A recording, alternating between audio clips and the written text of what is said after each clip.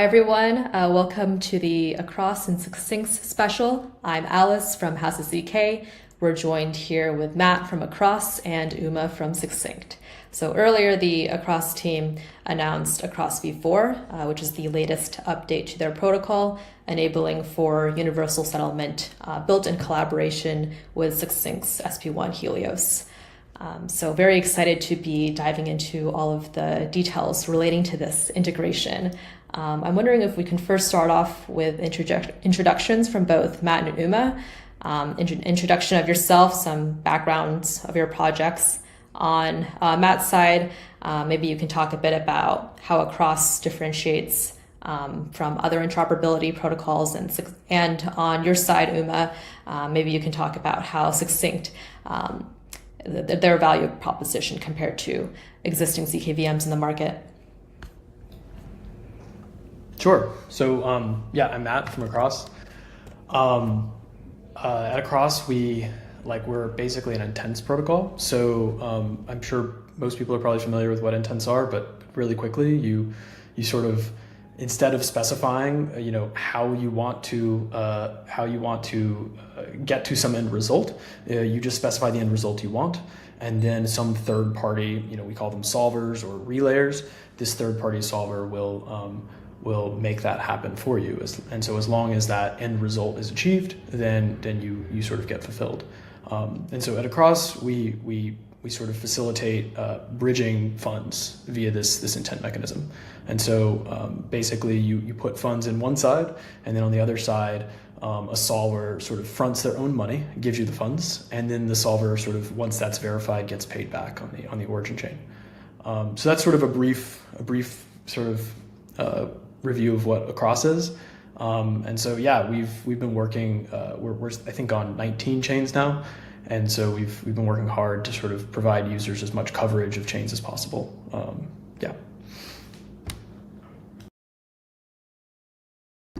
right, awesome.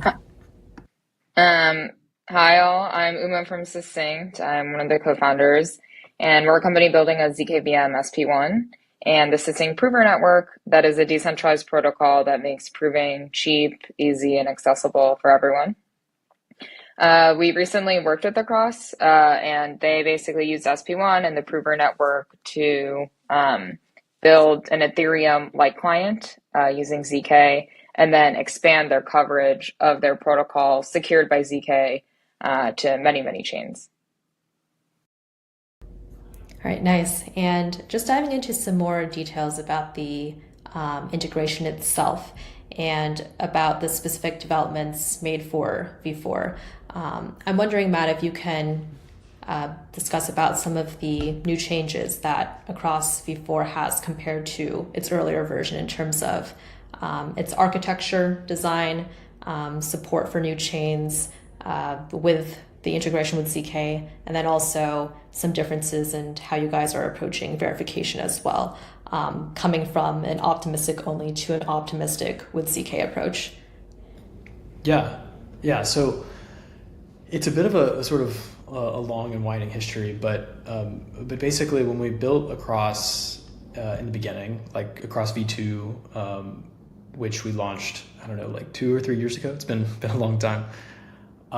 We had this hub and spoke model. So you can think of it as sort of, we have this hub on Ethereum mainnet, and then we initially designed it just for rollups. So each rollup would have sort of a spoke. And the way this system works is when a solver fills a user, or I guess when a user deposits funds, they deposit into a spoke. And then when a solver fills a user, they sort of mark that fill in another spoke.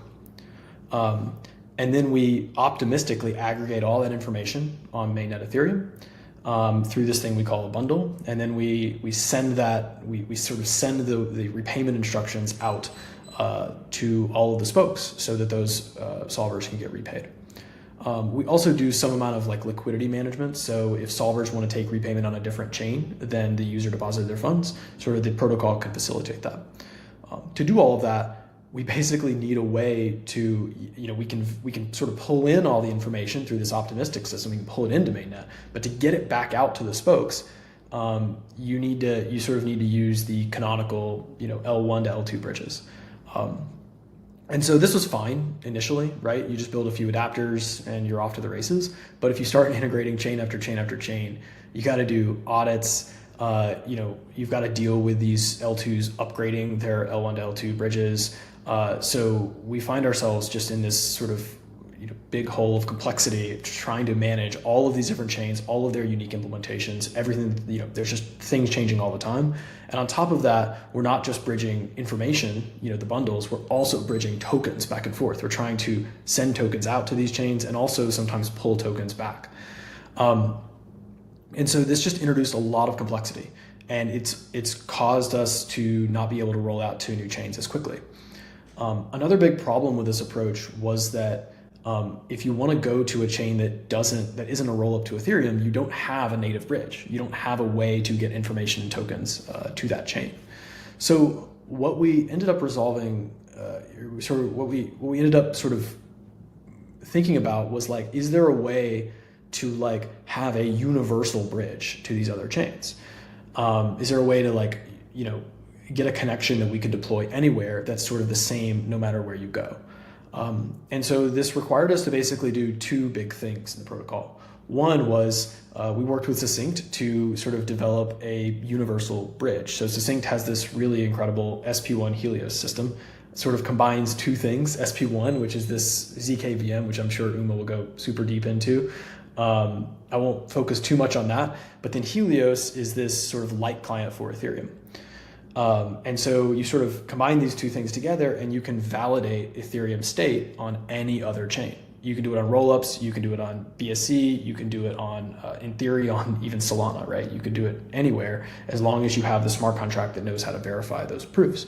So this allowed us to basically, instead of integrating with every single L2's, bridge, we were able to just deploy this one contract on other chains, and we can, write our information to just some state, some slot on Ethereum, and then we submit a proof on the other chain and grab that state and pull it over.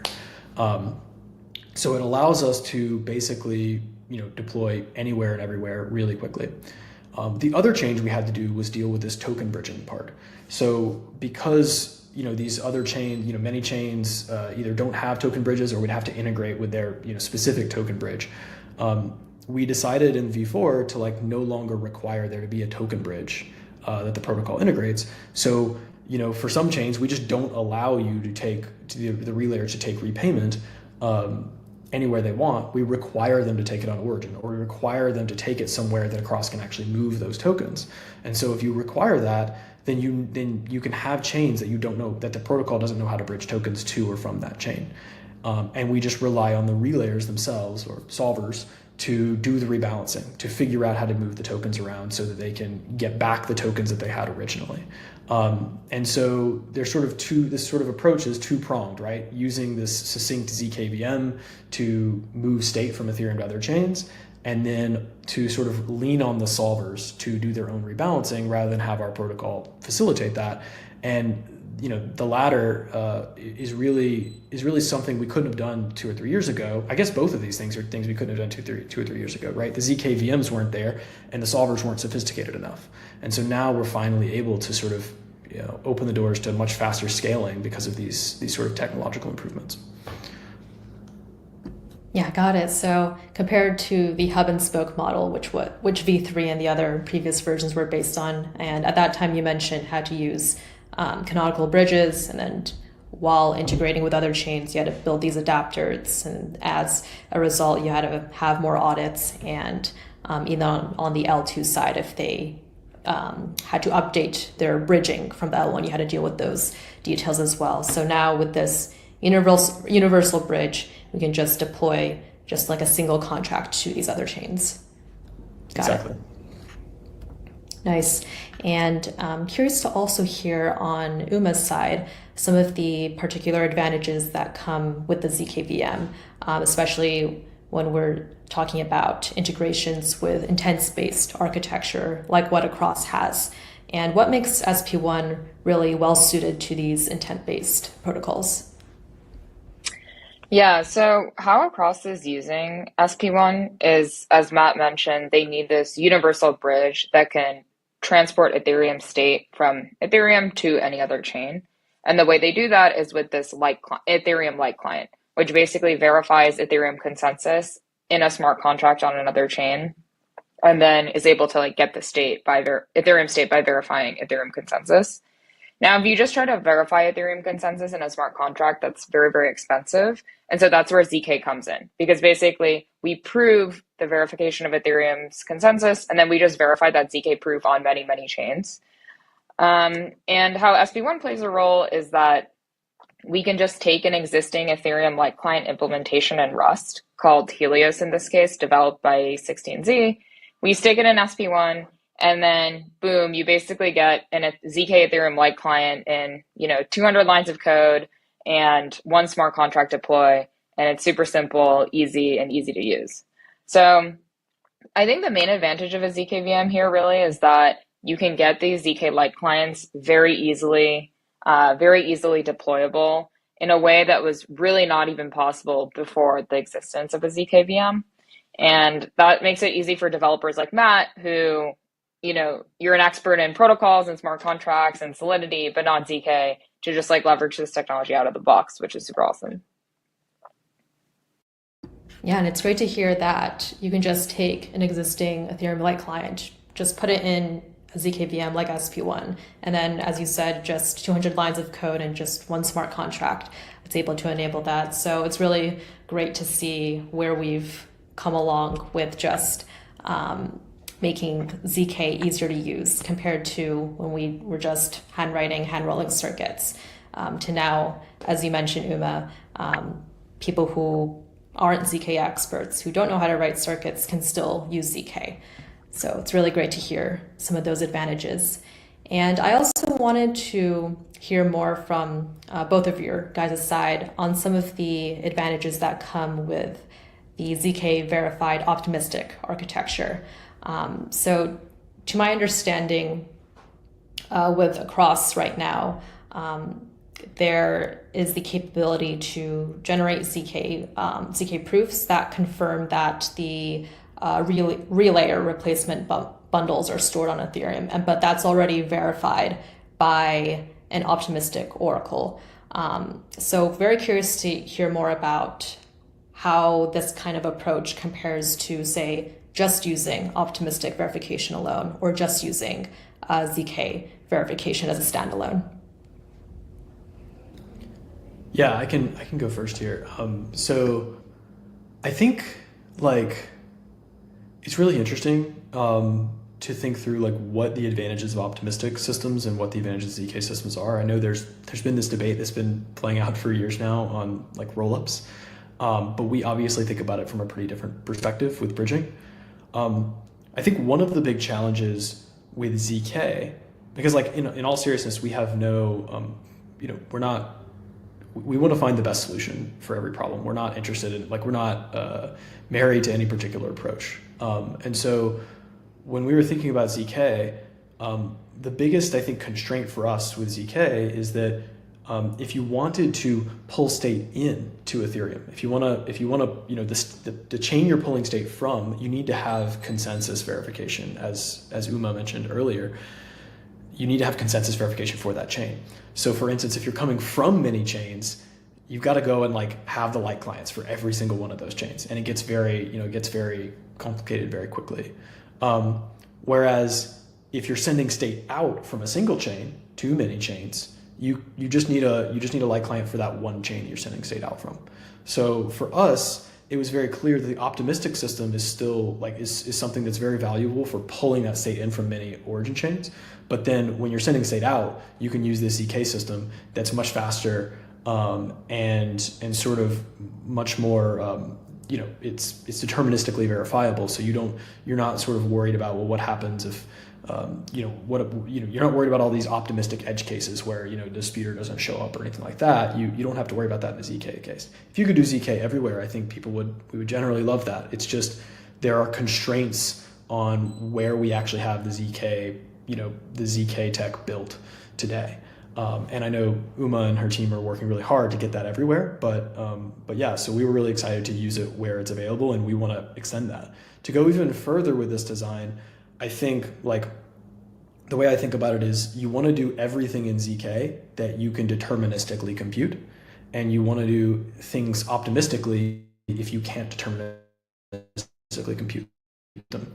And so for instance, bundle computation in ZK, but still actually getting the state roots or getting the block hashes from the chains optimistically, because those, once again, it's going to be very complicated to build consensus proofs from every single chain out there. But you could do the bundle computation for across in ZK, definitely, because it's just a deterministic computation. So that's sort of my rough overview of when to choose which. Do everything with ZK that's deterministically computable. Yeah, I think what Matt is saying is like ZK is actually simpler than optimistic, right? It simplifies a lot of things. You don't have to have this complicated challenge game. You don't have to have this complicated withdrawal window. You don't have to have complicated delays. It just works, right? You verify the ZK proof, and then you can use the state, you can use the money, you can use everything instantly. So yeah, ZK everywhere is obviously the dream. And I think if every rollup was a ZK rollup, a lot of the problems we see with Ethereum interoperability would kind of be a non-issue, because, bridging would be very fast, settlement would be very fast. It would enable people like Across and their solvers to do their rebalancing much more efficiently. So overall, I think that's kind of why ZK is super important in the grand story of blockchain interoperability, seamless liquidity, better UX for Ethereum and its rollups and beyond. Yeah, got it. And curious to hear just from your side, Uma, what you think the current barriers are from making ZK kind of like this sort of end game in this scenario. Honestly, I think there's not many more technical barriers. It's all just like social and adoption barriers. So, for example, if you're Optimism or Arbitrum or Base, you've been running like an optimistic system for a while. There's a lot of TVL on your chain, right? It's billions of dollars. And so upgrading those systems inherently just takes some time.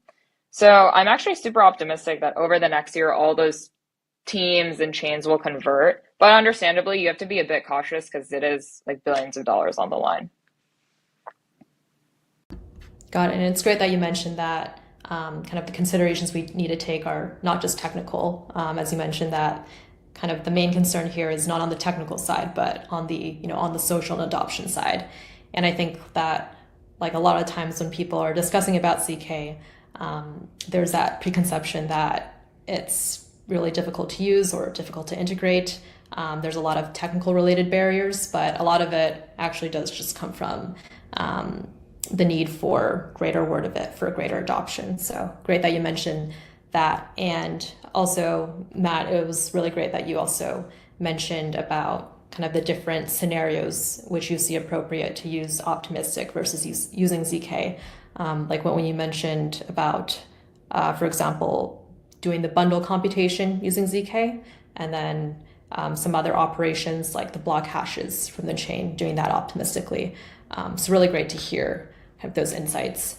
And also wanted to hear more about some of the effects on the security side as well. In addition to, I guess, this additional security check that ZK can provide in this ZK verified optimistic model, are there any other benefits that arise on the security side when it relates to universal deployment? I remember, Matt, you mentioned that for V3 and for other previous versions of Across that used that hub and spoke model, because you had to do things like kind of just like bridging while kind of deploying or integrating with those other chains, needing to consider some other security related aspects and then also audits.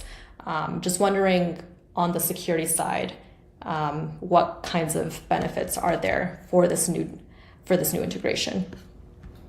Yeah, so there's like a bunch of benefits. One is the less audited code, the less smart contract code you're writing, the smaller the security surface area is, and the less likely it is that you're going to get hacked. Like I think it's like there's just this basic security surface area argument that makes doing one thing and making it universal rather than trying to build an adapter for every chain. It's just going to be much safer. But there's sort of more subtle ones as well. If you can allow your the relayers to do the rebalancing and for them to worry about interacting with every single token bridge under the sun rather than our protocol and our smart contracts need to do that, it's much safer because you're offloading a lot of that risk, that sort of integration risk with the canonical bridges. You're offloading that to the relayers, right? The protocol is no longer at risk of those integrations breaking in some way. The last one sort of comes down to control and communication. If you need to, with this universal system, we control our bridging mechanism. We own it. So that means that it can't change under us. Instead, like if you were to, when you're working with other teams, even if those teams have, we all have the best intentions, right? We think, our partners at Optimism and Arbitrum, they're doing great work and they're really, really careful. You still run the risk of a miscommunication or some upgrade going wrong or something where a change they make actually breaks our system in some unexpected way, causing some loss of funds. And so moving to a system where that like is a single adapter, one universal adapter where we control it end to end and we're not, nothing can change under us to break it. It has, it makes our protocol much more secure and it helps us sleep a lot better at night. So I think across the board, it's just a much more secure way of doing things. And it means that there's just way less code we have to deal with when doing this bridging. Got it. So there's two kinds of sides there. One is just offloading that integration risk to those relayers, and then also just on the control side by having this one universal adapter that you guys have. That's your own bridging mechanism. There is just more secure that way. Okay, got it. And also wanted to hear about some of the, like during this integration process, some of the technical challenges that came across from both Succinct's side and from Across's side, and any kind of potential bottlenecks that both of you may have foreseen and are planning to address in the future.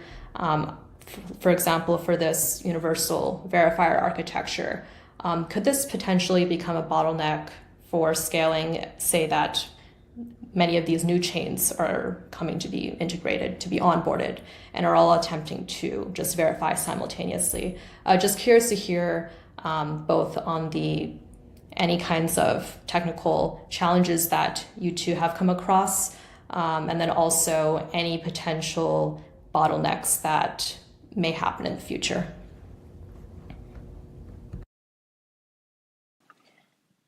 Yeah, I think that's kind of more a question for Matt, because on our end, it seemed like a really smooth process. Actually, we have a template repo called SP1 Helios that people can fork and kind of customize to make their ZK-like client their own. And I think that kind of really helped Across like jumpstart the whole integration and made it a lot easier for them to build off of. But yeah, I'll let Matt answer like what challenges they kind of faced. Yeah, I mean, it was surprisingly smooth. I didn't expect it to be as smooth as it was. I think one sort of almost funny challenge is that all the ZKVMs are, I know they're LLVM compatible, but generally you're writing your code in Rust, and all the sort of libraries and hooks are in Rust. And so like for a lot of teams in the Web3 space, they operate in JavaScript, they know, they do everything in JavaScript, and Rust is sort of a big learning curve. And so I'd say that's like weirdly one of the bottlenecks is just like teams are going to have to skill up on Rust, which probably is a great thing for the space in general. I think it's not a bad thing. The other bottlenecks are probably things around I think it's very, very important it was very important for us to deeply understand the proof architecture, like how these proofs work and what you're actually verifying. And so it's less a constraint of like anything that the Succinct team built, but I think it's important to understand what you're doing. And if you don't understand the proof architecture and what the inputs are, what the outputs are, what you're actually verifying, you can have these really subtle security bugs that you actually allow somebody to verify a correct proof, the ZKVM is working correctly, but you've actually allowed somebody to do something that you did not expect or create a state transition that you did not want them to be able to create in your smart contract. So it's not, I think thinking about ZK as like, almost like thinking about these proofs as encryption, where like you can use encryption the wrong way and you still get bad results, right? So learning how to use ZKVMs the correct way and how to build smart contracts that work with them the correct way is another learning curve that's going to be big for the space. I think it's just like learning how to build smart contracts, right? It's just a different style of programming and you've got to learn how to deal with it. So Rust and then just learning the sort of ins and outs of ZKVMs would be the two biggest ones. Yeah, plus one to that. I think often the hardest part of our partner integrations isn't the ZK part. It's actually their protocol and making sure they understand, okay, I'm correctly verifying these statements, or here is my, how Merkle proofs to work, or things like that. So it's much more blockchain protocol related than ZK related, because the truth is SP1 does make ZK really that easy. And so that often is actually the simplest part. Got it. And it's really great to hear how smooth the integration process was on the team side. Wanted to hear more about kind of the effects that we can expect to see on the user side as well. For both you, Uma, and Matt, are there any specific types of effects that you see can be made just on the user experience with this new version of Across? Now that we can get more supported chains and potentially more bridging routes as well, and faster availability of new assets and even potentially non-EVM support as well. Are there any sort of effects that you both anticipate just on the user experience side? I could start and just give a few quick ones. I don't know if Uma, you have anything to add, but it's just more chains and faster. I think that's the biggest one. We also want to be able to add tokens faster, so you don't need to add the tokens to the actual protocol. You can just have solvers show up and start supporting them, which is really cool. There are more subtle effects, I think, that are maybe more long-term oriented, which is as you see the proliferation of of ZK, it's going to bring down costs. Because like Uma said earlier, it's a lot simpler, and it's a lot, sort of the settlement process is a lot faster if you're using ZK. So ultimately making these settlement processes faster is going to, and simpler and more secure, is going to bring down the risk and therefore bring down the costs of the whole system. So I expect, as you see this technology proliferate, you're going to see users not only go more places, but also be able to do so at a lower price. So I'd say those are the big changes I expect, but I don't know if Uma, you had any others. Yeah, I totally agree. I think it'll so for users, it's better interoperability because everything is just settled much faster. So then that makes all the protocols on top's lives easier, and then that leads to better interoperability, better UX, everything being faster liquidity. I think also another benefit that's not talked about as much is for developers, it actually is often a lot simpler. So for example, for a lot of these roll-up stacks, the optimistic fault-proof systems are actually very, very complicated and hard to reason about. And in many ways, the ZK part is much simpler. You don't have to have all this backup logic, as I was talking about before. And a ZKVM just provides you this black box where you can just write your Rust protocol code and then get a proof. And so a lot of the complexity ends up going to be in the ZKVM layer, but then for developers, life is easier because they can just think about their protocol. And once you have that proof is a proof that you can just verify on chain.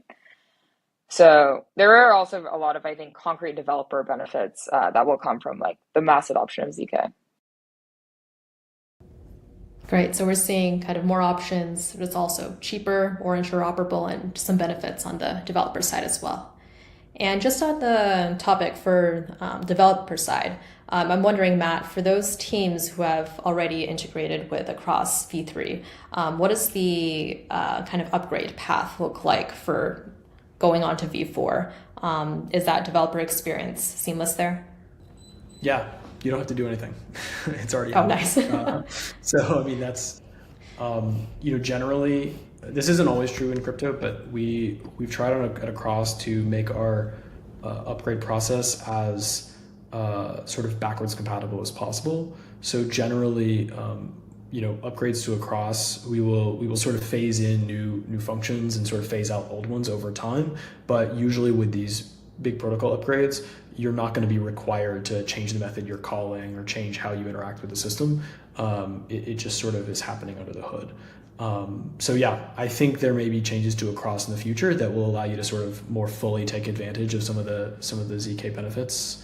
But for now, you sort of get sort of the V4 upgrade for free without having to do much. Yeah, that's great. And in addition to the effects made on the user and developer side, wanted to hear also some more details on the relayer side as well. So I remember, Matt, you mentioned that now you can allow relayers to do rebalancing. There's some more open strategies there. I'm curious to hear about some of the new incentives that are offered to them. Yeah. So relayers I think generally the way that Across used to work, or the way sort of a lot of routes on Across work today, is that you have this LP pool and the relayer will take repayment on the destination chain. So they will sort of fill the user on the destination chain and they will take repayment on that same chain. And then the protocol will sort of figure out how to get the funds to that relayer. Usually the protocol will end up fronting the funds for that relayer to get repaid fairly quickly, and then like the protocol will take a small fee for that. So what that ends up looking like is that the relayer has to split the fee with the LPs of the protocol who are providing the other funds that sort of make all this work. In this sort of newer system in Across V4, moving to a more relayer-oriented model where the relayers are responsible for rebalancing themselves. Yes, they have to do more work, but they also don't have to split fees with the LP system anymore. So more of the money goes to the relayers. They get like the entire user fee, and at the cost of them having to figure out this rebalancing. But generally relayers are pretty sophisticated nowadays and they can figure out how to do that very cheaply, right? They use centralized exchanges, or they use another bridging protocol. They sort of find the cheapest way to move money. And that means that they get a larger share of the pie at the end of the day. Got it. And also wanted to hear about some current case studies that there are for V4. So I know right now, for example, Across's bridge is compatible on the BNB chain. So any kinds of current case studies that you want to talk about, Matt and Uma, or any kinds of learnings or takeaways for both of your teams during this integration process?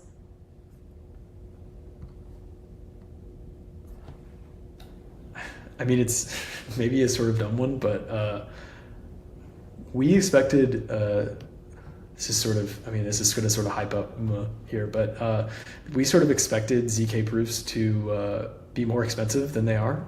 So I mean, I'm sure Uma likes to hear that, but we were surprised that generating proofs were ended up being as cheap as they ended up being. And yeah, like I said, like it's hard to say that there was any big downsides to the upgrade. I think it ended up going a lot more smoothly and more efficiently than I expected. I think the big takeaway for us was that we should have done this earlier. This was a lot easier and smoother than I expected. And I think this technology is more mature than I would have anticipated. And so Across is operating on BSC now, and it's sort of fully ZK powered, and it is a lot simpler than our other chains. And yeah, it was just a lot easier than I thought. I don't know if Uma has other learnings or case studies. No, that's all music to my ears. That's awesome to hear. It's like easy, cheap, fast, all the good stuff. Nice. And also wanted to hear from both of you. if you have any kinds of predictions for just the cross-chain interoperability space, now that there are mechanisms like ZK to help make faster deployments, cheaper deployments, more streamlined integration. Any types of predictions from either of your guys' side?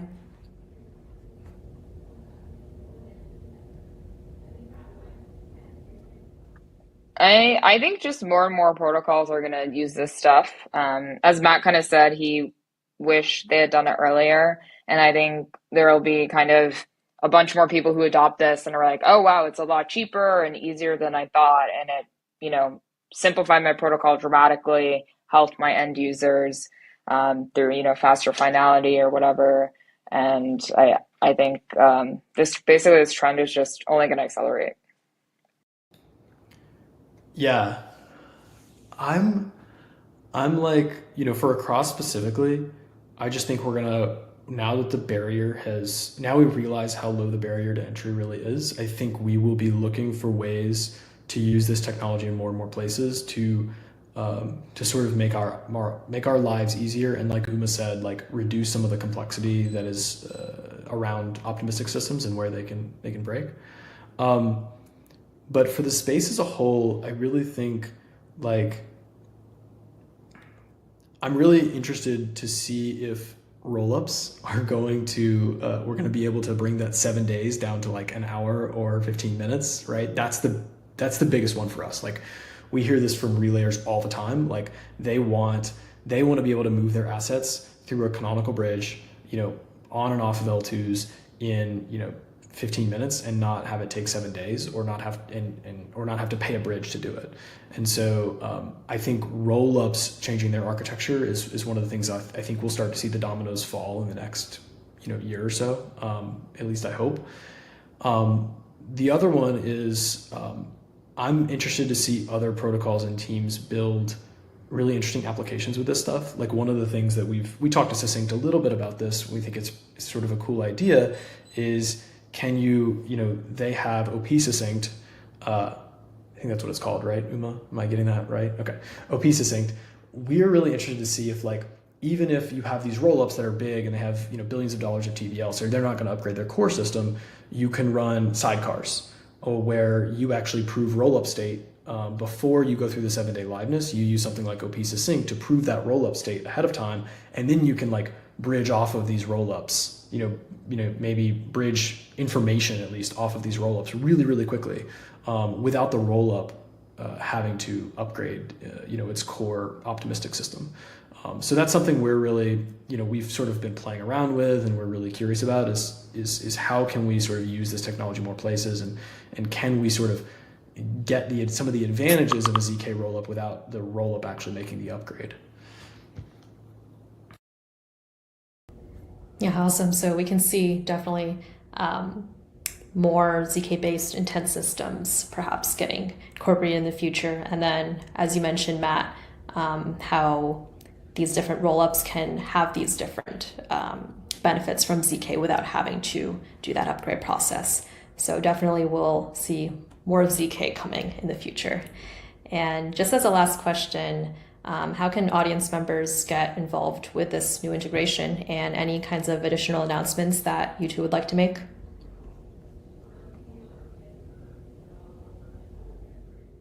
Well, I guess on the Succinct testnet, we released a Across and Heart themed game, which is, I mean, that was a fun Easter egg, and I think it's a pretty fun, kind of challenging game, so you can check that out.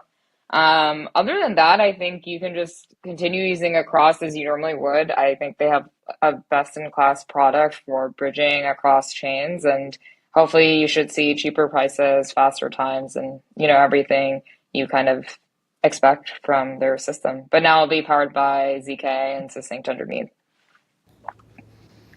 Yeah, definitely play the heart game. Our team has been playing it nonstop. We've had a productivity hit over the past few weeks. But yeah, nothing specific. If you're an application and you are wanting to integrate Across into your protocol, like have Across, you want to have a bridging mechanism in your front end under the hood, reach out to us. Otherwise, just keep using Across, keep bridging, and we'll hopefully have more tokens and more chains soon. Nice. I definitely need to check out this game. But thank you both for joining, and really great to hear all the implications that this integration had on the technical architecture side, but then also the effects on the teams using this, on the chains deployed, and just on the general user experience. So great to hear that from all the fronts, and thank you so much, both of you, for joining. Yeah, thanks for having us. Thanks, Alice.